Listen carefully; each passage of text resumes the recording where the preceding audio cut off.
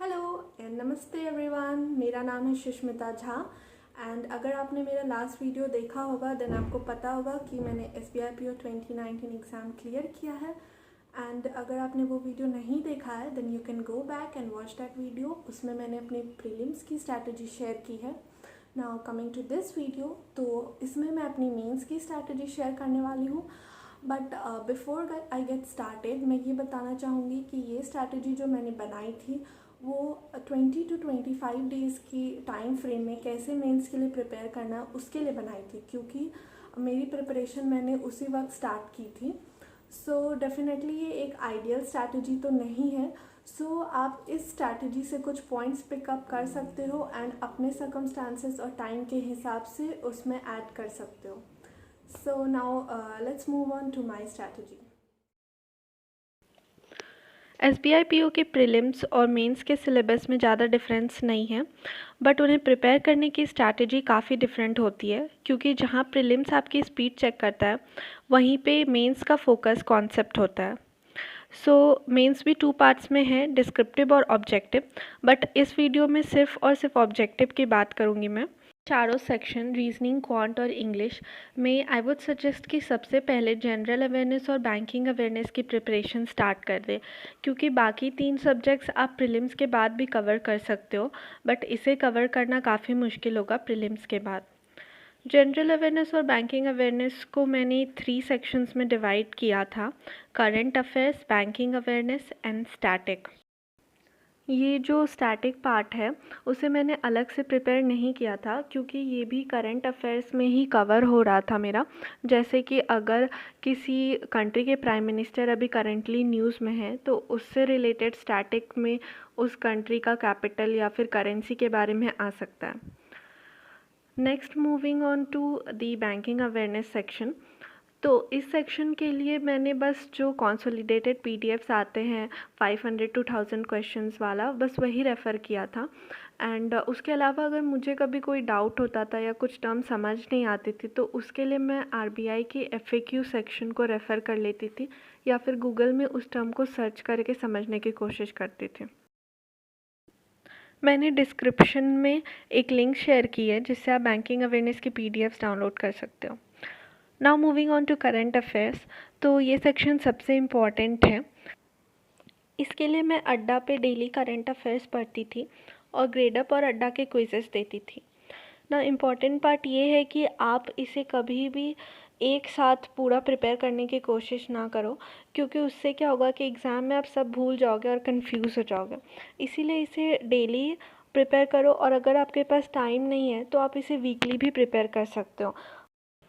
साथ ही साथ ज़रूरी है कि आप इसे रिवाइज़ भी करते रहो, वरना अगर आप एक मंथ कंप्लीट करके नेक्स्ट मंथ याद करने जाओगे तो पीछे वाला सब भूल जाओगे। अब क्वेश्चन ये आता है कि कितने मंथ्स का प्रिपेयर करना है।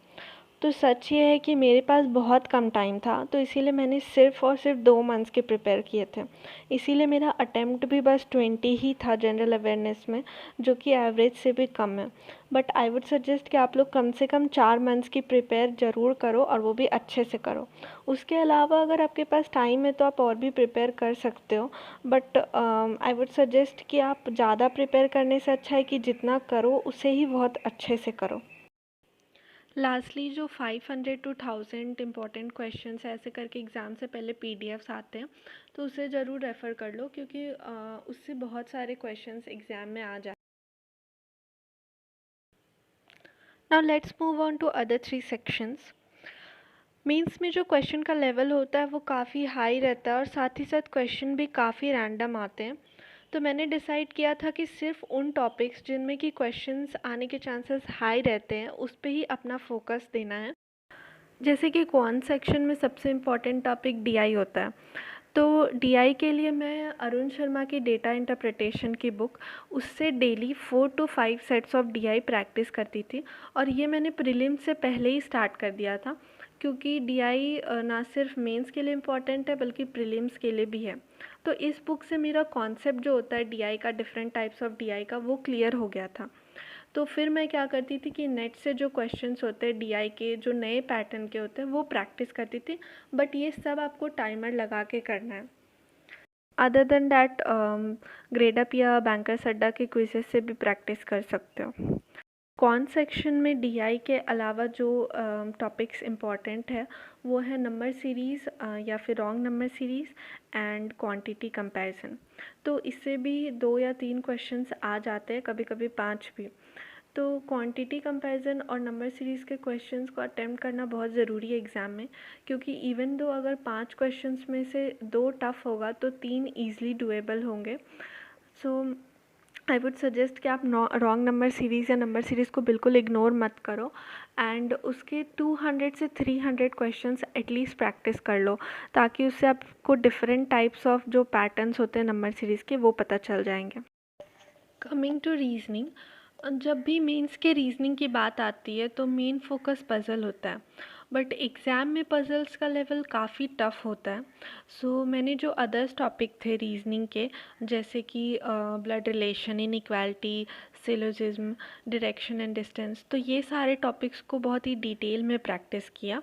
जैसे ब्लड रिलेशन है तो कोडेड ब्लड रिलेशन, इनइक्वालिटी है तो कोडेड इनइक्वालिटी, ऐसे, सो डैट एग्ज़ाम में अगर ये क्वेश्चंस आए तो इन्हें मैं श्योरली अटेम्प्ट कर पाऊँ। द लॉजिकल रीजनिंग जो है वो भी बहुत इम्पॉर्टेंट है एंड इसे इग्नोर नहीं करना चाहिए। इसके प्रैक्टिस के लिए आप verbal ability and reading comprehension by Arun Sharma का जो क्रिटिकल रीजनिंग सेक्शन है उसको रेफ़र कर सकते हो। नाउ जब क्रिटिकल रीजनिंग के क्वेश्चंस मैंने स्टार्टिंग में बनाना शुरू किया था तो मोस्टली मेरे सारे गलत होते थे। तो ऐसा आपके साथ भी हो सकता है, तो ऐसे में गिव अप मत करो एंड वापस से जा कर के एक बार कॉन्सेप्ट चेक करो एंड फिर से क्वेश्चंस अटेम्प्ट करने की कोशिश करो। मेंस में मुझे लगता है लॉजिकल रीजनिंग के क्वेश्चंस इजी आते हैं एंड अगर किसी ने थोड़ा भी एक्स्ट्रा एफर्ट इस पे दिया होगा तो वो बहुत कम टाइम में इसके क्वेश्चंस अटेम्प्ट कर सकता है। और एक इम्पॉर्टेंट चीज़, रीजनिंग के पेपर अटेम्प्ट करते वक्त कभी भी पज़ल से स्टार्ट मत करो, पूरा पेपर एक बार चेक कर लो, क्योंकि लास्ट ईयर मैंने पज़ल से स्टार्ट किया था और फंस गई थी, जिसकी वजह से कुछ इजी क्वेश्चंस रह गए थे। लास्ट सेक्शन है इंग्लिश। तो इंग्लिश के लिए मैंने बस मॉक्स और सेक्शनल टेस्ट से ही प्रैक्टिस किया था, बट अगर आपके पास टाइम है तो आई वुड सजेस्ट कि आप verbal ability and reading comprehension by Arun Sharma को रेफ़र कर सकते हो। उसमें कॉम्प्रिहेंशन सेक्शन में काफ़ी अच्छे से एक्सप्लेन किया है कि कैसे आप कॉम्प्रिहेंशन को रीड कर सकते हो और इंटरप्रेट कर सकते हो। लास्ट जो है मॉक, तो मॉक मैंने मेंस के लिए भी ऑलिव बोर्ड और प्रैक्टिस मॉक से ही दिया था। एंड एक और चीज़ जो सजेस्ट करूँगी वो ये है कि अगर मॉक आप एक आज देते हो तो उसे एनालाइज़ आप कल करो, क्योंकि मेंस का मॉक काफ़ी टाइम टेकिंग होता है। तो अगर आप नेक्स्ट दिन करोगे तो उसे फ्रेश माइंड से एनालाइज़ कर पाओगे। जिन लोगों का इंग्लिश सेक्शन वीक है वो अपने जनरल अवेयरनेस और बैंकिंग अवेयरनेस सेक्शन पे ज़्यादा फोकस करें, सो डैट वो इंग्लिश को कवर अप कर पाएँ। मैंने अपने मेंस का स्कोर और साथ ही साथ हर सेक्शन का अटेम्प्ट वो भी अपने डिस्क्रिप्शन में शेयर किया है, और कुछ यूज़फुल लिंक भी, सो डैट आप उसको रेफ़र कर सको। So this was my strategy for mains exam and इसमें मैंने बस वही बताया जो मैंने अपने एग्ज़ाम के लिए किया था। And I would request you all कि आप अपने सर्कमस्टांसेस के हिसाब से इसमें मॉडिफिकेशन कर लीजिएगा। एंड अगर आपको कोई भी डाउट है तो आप नीचे कमेंट कर सकते हो। I would try my best to clear your doubts. And अगर आप चाहते हो कि मैं अपनी इंटरव्यू की भी एक्सपीरियंस शेयर करूँ तो आप वो भी कमेंट कर सकते हो। So thank you for watching and all the best for your exams.